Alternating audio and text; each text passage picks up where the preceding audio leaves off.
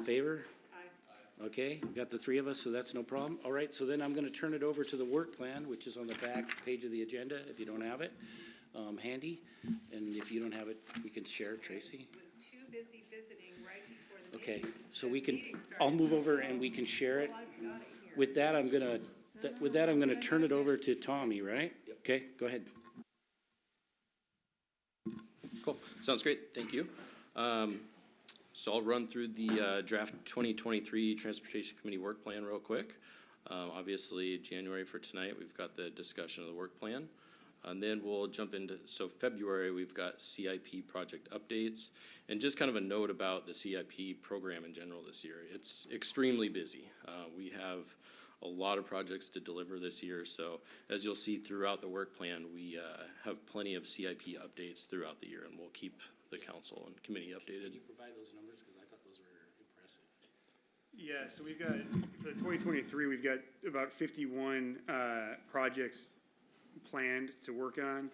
Out of those, Tommy and I were looking, we got about 34 high priority projects that we're targeting to work on. 9 out of the 51, we'd like to do them, they might get bumped a little bit, and there's 8 that will probably be delayed. And we'll keep the committee updated as the year goes on through those. But in general, there's 51 projects that we would like to get our hands on this year, so it's a big lift. Thanks. So in March, we'll bring forward some updates on Sound Transit and WashDOT 509 projects. Let's see. Wait, excuse me. Yeah. Okay, the Sound Transit update, is that the rail line, or is it the associated, transportation issues? A bit. Last mile and all that. Not so much, I mean, maybe you can speak to the last mile, but mostly just the rail updates and the improvements associated with that, like College Way, the street ends up in Pack Ridge. Yeah. Anything else? Yeah, okay. So the I-5 bridge, what is that with the, when would we get update? I know that's a kind of CTAC deal, but is that included in any, which one of these, would it be March? So we'd be discussing the 216th bridge, in March for the WashDOT 509 project. Cool, thanks. Yep. Okay, moving on to April. We've identified CIP project updates for April as well. In May, we'll bring forward the draft 2024-2043 Transportation Improvement Plan. In June, we'll do another CIP project update, as well as the final TIP improvement plan. So the TIP, we'll bring that to the full council after the committee, so we can submit that to the state by the end of July. In July, we'll bring forward the draft 2024-2029 CIP budget for transportation. Yeah, just really quick, that might change based on the finance director's schedule for budgeting this year. So that's just a placeholder. Oh, okay. Right now. August, we'll jump back into CIP project updates. And then in September, kind of like what Andrew just said, this is kind of a placeholder for the final transportation CIP budget. In October, we'll do another Sound Transit and 509 update. And then the last 2 of the year in November and December, we'll do some CIP project updates as well. So I think what Councilmember Oxiger was alluding to is obviously our partnership with Metro.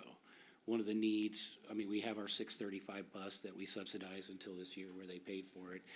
And I think talking about the plan of working with Metro on east-west transportation to the light rail stations, both at Kenton Station and probably even Star Lake. So if there's a way to, I think, find a way to get that added to the plan, to have a discussion, it'd be appreciated. The other one I have is on the Sound Transit portion, the problems are after the Kent Des Moines station. And I was wondering if there's a way we might be able to maybe talk about, or what we can do to maybe lobby to have that one open earlier. I know they wanted to open all 3 at the same time, but it seems like it would be a win for this community if we can at least get it to that far for our students at Highline College and so forth. Sure, yeah, in the last mile discussion on that point, we do kind of track any opportunities that may arise, specifically funding opportunities for that. So when we sit in committees like skateboard type of committees or other type of regional transportation, forums, like with PSRC, that topic does come up quite a bit. So I do kind of target and try to listen for opportunities in which we can engage in. I know, Tommy, I don't know if you've chatted with, it might be the 509 team or the whole 167 project team. I know they've been chatting about, last mile connectivity. As far as funding opportunities, I haven't seen that come up yet. But if there are any, we'll definitely bring that in front of council and try to take advantage of those as much as we can. And as you, because we both are on the skateboard committee, we'll continue to push Yep. for that. Okay, but I think it might be something we can put on at least to talk about sometime during the year. Sure. Just in one of, there's a couple of these where there's the CIP project update, and I think we can make a little time just to have a discussion of where we are, anything we know. Maybe, let's say April. Yeah, my suggestion would be is let me work with Tommy on that and kind of do a little bit of reconnaissance, kind of a little bit of research on what opportunities may or may not be available, and we can get that plugged in on the work plan when we can get that information to you guys. Just because it'll take some time to kind of figure out, okay, does Sound Transit have opportunities? Does King County Metro have opportunities? Does WashDOT have any opportunities? It'll take us a little bit of time to feel that out. There's not a one source for the last mile discussion. I know a lot of agencies are asking those questions, and unfortunately, there's not any really solid answers quite yet for that. And we do have a bit of an advantage right now.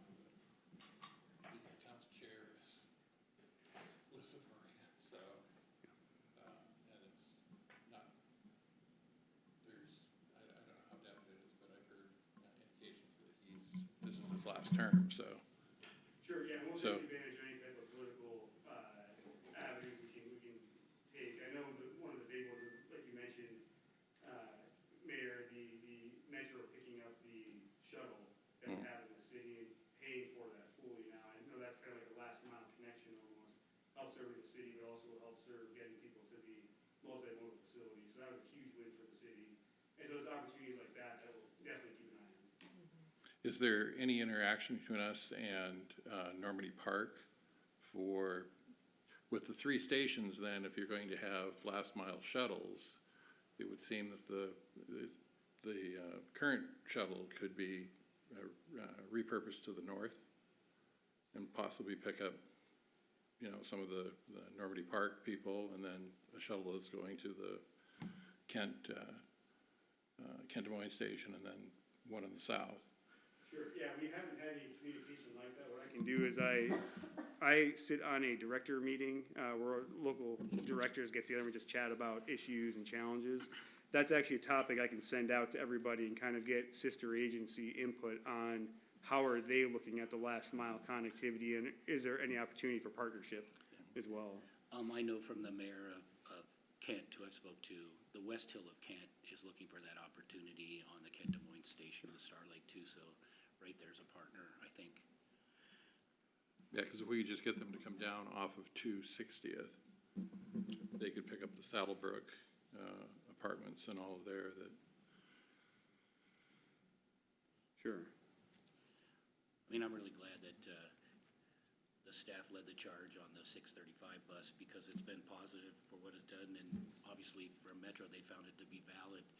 But you and I have been in those meetings, they talk about that east-west connectivity. They do north-south really well, but it's just trying to, that's where if we can help you or give you support or whatever on that, and if we want to discuss a strategy or something, then let's put it on here is all I'm saying. Perfect, yeah.